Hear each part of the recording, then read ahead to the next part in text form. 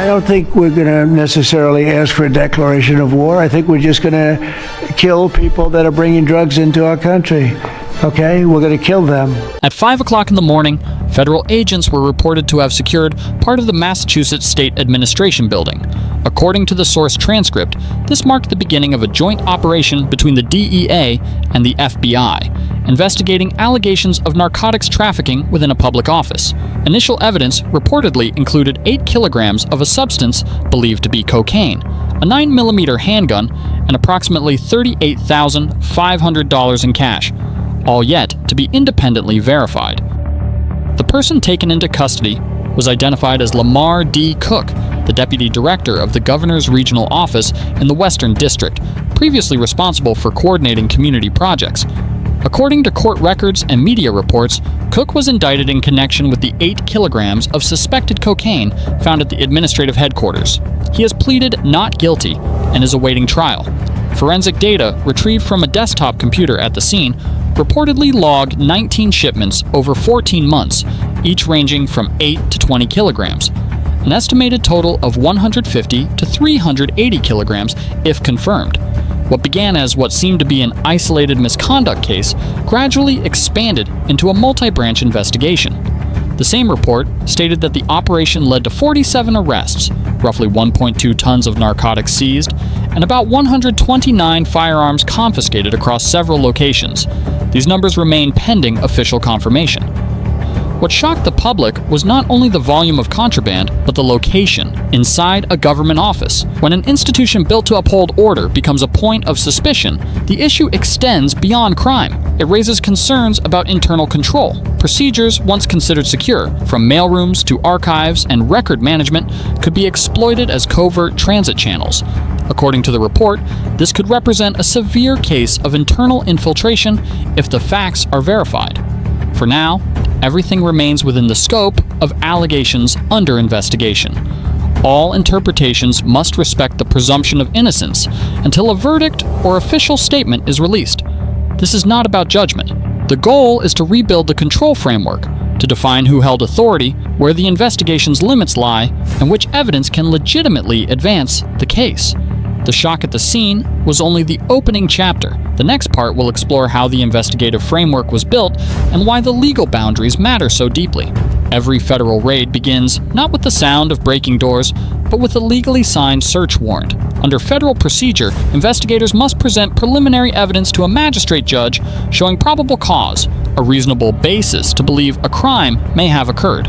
The warrant defines the scope, the location, and the authority to seize evidence. In the Massachusetts operation, the transcript described collaboration between the DEA and the FBI. Under such a model, federal and state jurisdictions often overlap, meaning every action must align with both levels of law. Any procedural error in seizing or duplicating data could lead to evidence being suppressed in court. Most current details originate from the video transcript, not from official court filings or investigative documents. Therefore, all data and operational descriptions are treated as unverified. To reconstruct events accurately, 3 key document groups are required: the search warrant identifying the signer, the timestamp, and the authorized scope; the seizure log, recording sealed evidence, quantities, and signatures; the indictment or prosecutor's release, confirming charges, custody status, and trial progress. If any of these 3 groups remain unavailable, all information must be treated as allegations under review, not as conclusions. Digital forensics, in this case, fall under Federal Rules of Evidence, Rule 901, which requires proof that each exhibit is what it is claimed to be. Digital data are often verified using hash values, though that method is not the only acceptable one. Every piece of evidence, from envelopes of cash to storage drives, must pass through a documented chain of custody. Each transfer must bear a signature, timestamp, and log entry. A single gap in that chain can result in the evidence being excluded at trial. After each raid, standard protocol involves an evidence inventory and a procedural review. This is not, as the original video claimed, a purification step, but a legal verification of evidence before prosecution.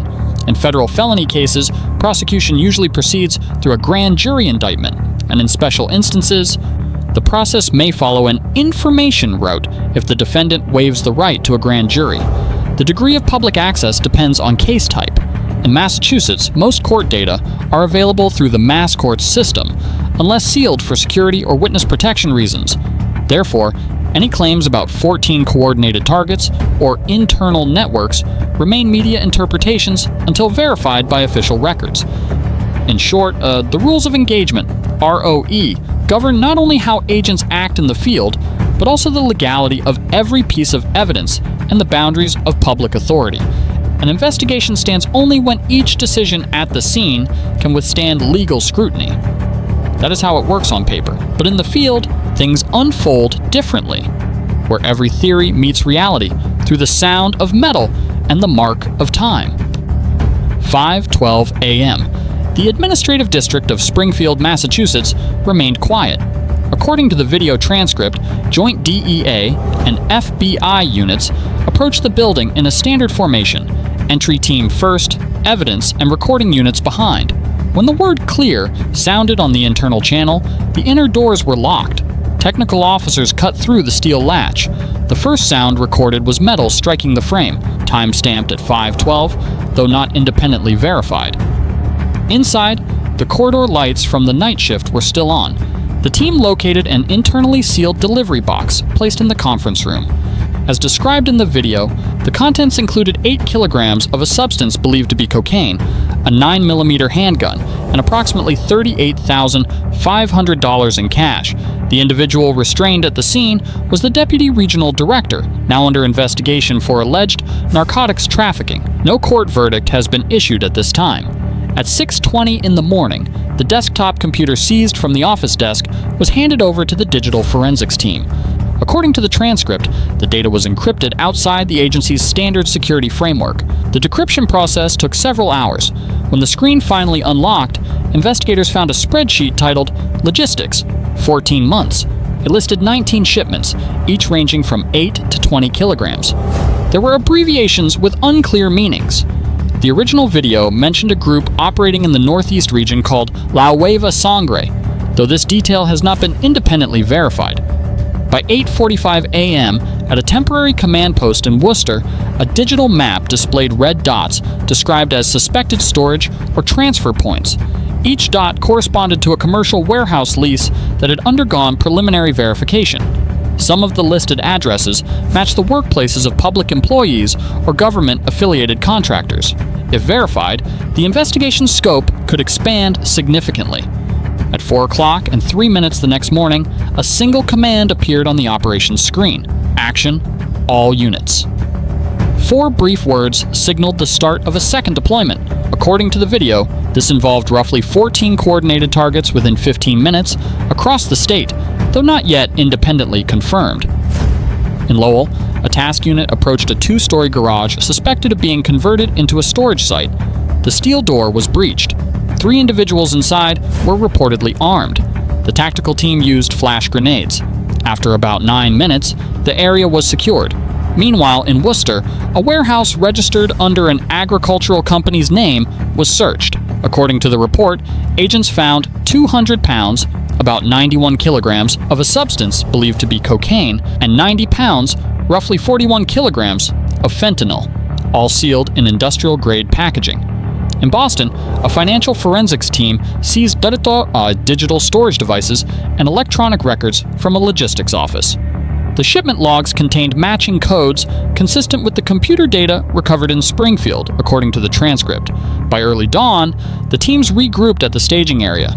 As described in the video, 47 people were detained. Approximately 1.2 tons of contraband was recovered, and 129 firearms were seized, including weapons assembled from imported components. These figures remain estimates from the report and have not been officially confirmed. That afternoon, the Massachusetts Attorney General's office held a press briefing. A spokesperson stated that officials were reviewing the legality of the searches and the evidence handling procedures. The statement was brief, but marked the transition into the next legal phase, from enforcement to evidentiary verification.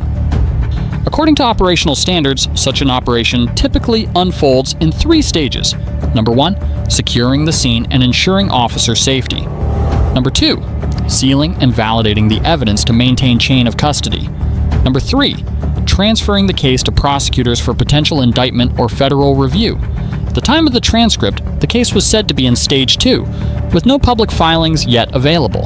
From an analytical standpoint, what stood out was not just the quantity of seized material, but the speed and coordination. A multi-location deployment completed in 15 minutes indicated a high level of preparation, involving parallel warrants and independent communication channels. Such structure usually exists only when a plan has been pre-approved across multiple jurisdictions, based on interagency intelligence. On the surface, it was a raid. Beneath that, it was a stress test of the state's coordination and self-auditing capabilities. The field operations revealed speed and coverage, but the network's strength lay in its invisibility, and how it moved goods, concealed storage, and cycled money. According to the video narration, the network was described as 4 main distribution corridors running across Massachusetts and connecting into the Northeast. These corridors were hidden within legitimate transport companies, complete with warehouse codes, contracts, and valid tax registrations. The report also alleged that certain internal delivery routes of public offices had been exploited as intermediaries. This claim has not been independently confirmed, but if true, it points to a serious internal control failure where trusted procedures were repurposed as cover. At the storage level, the original video described warehouses located near residential areas, schools, or small industrial zones, sites that allowed unobtrusive vehicle access. Some community cold storage facilities and charitable organizations were reportedly used as fronts. Behind legitimate frozen goods, smaller packages resembling food shipments were allegedly hidden, a method not visually detectable, and again, not independently verified. Such exploitation is not new, but dangerous precisely because it manipulates the good faith of the system, turning relief logistics and public trust into a protective layer. The next layer was financial flow. According to the transcript, smaller transactions were consolidated through 2 channels. Number 1, private gambling venues operating by invitation only. Number 2, non-profit organizations registered under community service purposes. The report stated that one nonprofit allegedly processed over $11 million in donations, with unclear timeframes. Those funds were then cycled back through service contracts, sponsorships, or consulting fees paid to individuals in administrative positions. All these details remain within the scope of unverified media allegations and have not been confirmed by auditors or prosecutors. Structurally, it appeared to operate as a 2-layered supply chain: the physical transport layer, where goods moved through legal routes with legitimate paperwork but altered contents; the financial legalization layer, where money flowed through organizations with transparent appearances, leaving auditors to track only invoices and tax records. Financial crime analysts noted that such systems usually unravel at the endpoint, when the money flow and product volume no longer align. Companies underreport revenue, yet maintain large cash expenditures. From those discrepancies, investigators trace back through documentation and uncover the intermediary network. What stood out was the level of sophistication. The narrator in the video remarked that the system did not survive by violence, but by trust. That meant it thrived on relationships, access, and administrative familiarity. Each intermediary became a trusted node, and when one of those nodes was compromised, the entire legal framework could unknowingly turn into a conduit for illicit activity. According to the report, the network map was constructed at an interagency analysis center in Boston, where investigators pinned photos, flowcharts, and transaction codes onto a digital board. When the connections were drawn, 4 main corridors emerged, stretching west from the New York-Massachusetts border along the I-90 corridor, through Worcester, branching towards Springfield and Boston. From there, analysts identified several key nodes, individuals or small companies coordinating the highest volume of transactions. This was the turning point. The moment the operation shifted from breaking doors to cutting the flow, by removing the right nodes, the entire chain could be weakened without the risks of direct confrontation. But to dismantle a chain, investigators first had to understand where the money flowed. According to the video transcript, investigators traced a series of small transfers originating from a bank account in Boston. The transactions appeared structured below reporting thresholds, then accumulated into a nonprofit organization registered under the name of Community Support. The report stated that this organization had legitimate tax filings, a physical office, and a record of approved grants. However, most of the donors listed in the documents either did not exist or could not be reached. When internal auditors reviewed the accounts, they found that many donations were redirected to consulting firms connected by ownership or authorization to the same group of individuals, according to the transcript, not independently verified. The money formed a closed loop, from illicit proceeds, through donations, then back into private hands as lawful service expenses. Financial analysts referred to this as cash cycling, the foundational mechanism of money laundering.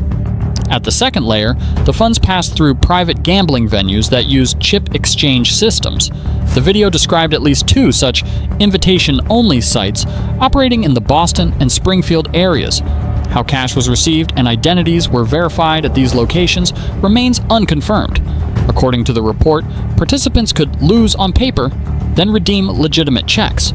With just one cycle, dirty money became declared income under entertainment winnings. These funds were then routed into transport companies or logistics contractors. Entities reporting steady revenue, making irregularities difficult to detect at surface audits. The original transcript described 3 primary directions for this financial loop. Number 1, paying protection fees to certain public officials under the cover of consulting or security contracts. Number 2, investing in small real estate properties such as warehouses, parking lots, and repair stations. Number 3, funding community programs to maintain a positive image and administrative access. The narrator called it a process of legalized underground economics, converting illicit profits into taxable obligations. In technical terms, it was the laundering of cash through formal tax reporting, each legal entity adding another layer of paperwork to disguise the source. In Boston, an interagency financial analysis unit compiled multiple accounts that showed signs of parallel fund circulation. Some account names reportedly matched those authorized in government administrative records, a detail still unverified. If confirmed, it would suggest an unusually deep level of internal financial penetration, rare at the state level. Procedurally, when money laundering indicators appear, investigators require banks to file suspicious activity reports under the Bank Secrecy Act. These reports are submitted to FinCEN, the Financial Crimes Enforcement Network, which monitors and supports such investigations. Account freezes or seizures occur only under a court order or authorized administrative decision.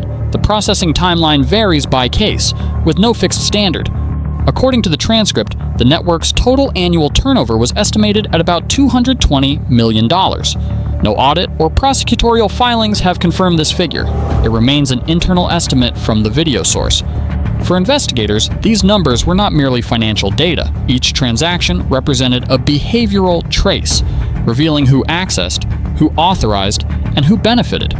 The ledger, the accounting record, was the final map. It never lies. It only waits for someone patient enough to read to the last page. Once the cash flow is severed, the system must adapt, and when the system shifts, the people within it are forced to change as well. According to the video transcript, the Massachusetts Governor's Office reportedly established an independent integrity review panel tasked with auditing finances, personnel, and contract approvals across the administrative structure. This detail has not been independently verified through public records. The report also stated that agencies were instructed to review all contracts, vendors, and financial relationships. Several contracts were suspended, and some employees were said to be placed on leave pending internal inquiry. Those remaining were required to sign transparency commitments and disclose external affiliations. This process was described as a temporary administrative reconstruction, a test of internal resilience and accountability. At the same time, public servants were trained to recognize unusual financial patterns and report them through secure channels. Analysts noted that this pace of institutional adaptation was rare for a state-level system, though there was still insufficient evidence to claim full stability. Meaningful change, they cautioned, endures only through procedure, not through shock. After the operation, the core question was no longer who was guilty, but at what level did failure occur. Under federal regulation, cases involving interstate trafficking or suspected laundering are typically referred to the regional U.S. Attorney's Office. When potential conflicts of interest arise, a special prosecutor may be appointed under state law. According to the transcript, there was no public record indicating that any such case files had been released. For those arrested, all proceedings still follow the presumption of innocence. Each individual retains the right to counsel, the right to remain silent, and the right to appeal. The state court may handle criminal prosecution, while parallel civil or administrative cases could emerge if public contracts were involved. Every digital exhibit, must undergo 3 forensic stages: collection, duplication, and authentication. If the chain of custody breaks, the evidence can be dismissed. This is why many cases, once thought certain, are later dropped due to procedural errors. Law moves slower than action, but that slowness protects power from exceeding its rightful limits. When the media broadcast images of the operation, public reactions split. Some applauded the cleanup effort. Others warned, if it takes federal intervention to investigate a state office, where does oversight truly lie? According to reports, scholars and journalists called it a mirror effect, a scandal that forced an entire system to confront itself. Several policy researchers viewed the Massachusetts case not as an exception, but as a systemic warning. They argued that once public trust erodes, it cannot be restored through statements, only through verifiable action. On social media, extreme voices called for dismantling regional administrations. Civil organizations countered, tearing down is easy. Rebuilding trust is the real challenge. The public conversation shifted, from blaming individuals to designing long-term mechanisms for citizen oversight. That shift was progress. Anger transformed into accountability, not retaliation. At that point, the story was no longer about one state. It became a lesson in how a democracy repairs itself when damaged. Massachusetts did not collapse, but it did not remain untouched. According to the report, part of the administrative building that had been searched was sealed off for reconstruction. On the desks, the seals and cut locks were still visible. In her first public address after the incident, the governor spoke slowly. When the badge is misused, it ceases to be a symbol of trust and becomes a warning to the government itself. According to the transcript, the state government was said to have expanded public access to fiscal data, allowing citizens to track budgets and contracts. This has not been independently verified, but if true, it would mark a symbolic shift, transferring the power of observation from the state to the people. Experts noted that the Massachusetts case might become a model of crisis-driven reform, changed not by choice, but by necessity. And sometimes, that is how a system preserves continuous oversight, by learning before the next shock arrives. The final lesson was not about scandal, but about reflex. Internal risks will always exist, and only sustained transparency is strong enough to keep them from returning.